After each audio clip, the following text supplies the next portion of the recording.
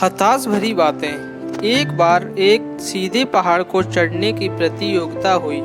प्रतियोगियों को पहाड़ पर चढ़ते देखने के लिए बहुत भीड़ जमा हो गई। हर कोई यही कह रहा था कि यह तो बहुत सीधी चढ़ाई है, इस पर चढ़ना तो नामुमकिन है। कुछ प्रतियोगी यह सुनकर ऊपर चढ़े ही नहीं तो कुछ थोड़ा ऊपर जाकर गिर गए और फिर प्रयास नहीं किया।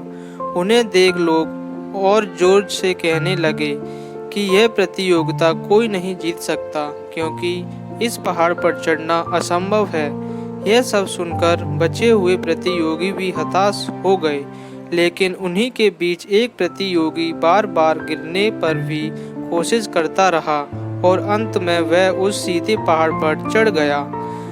उसे विजेता घोषित किया गया। वहां खड़े कुछ लोगों ने उससे पूछा कि तुमने यह असंभव काम कैसे किया, तुम्हारी सफलता का राज क्या है। लेकिन उस प्रतियोगी ने किसी भी सवाल का कोई जवाब नहीं दिया।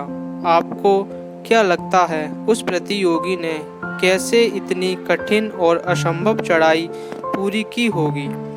इतने में ही पीछे से एक आवाज आई, अरे उससे क्या पूछते हो, वह तो जन्म से ही कुछ सुन नहीं सकता।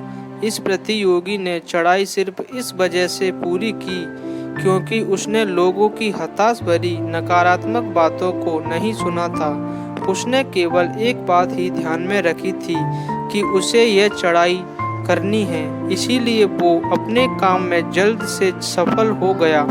दूसरी तरफ दूसरे कई सारे लोगों में वो चढ़ाई पूरी करने की काबिलियत थी, लेकिन उन सभी ने लोगों की हताश भरी नकारात्मक बातों को सुना और अपने काम में ध्यान ही नहीं दिया। इस वजह से वो सब ये चढ़ाई पूरी नहीं कर पाए। इस प्रतियोगी की तरह ही अगर आपको अपनी ज़िंदगी में सफल होना है तो सबसे पहले तो आपको दूसरों की हताश भरी नकारात्मक बातों को अनसुना करना पड़ेगा। ऐसा करने से आप में अपनी सफलता के रास्ते पर चलने की और ताकत बढ़ेगी।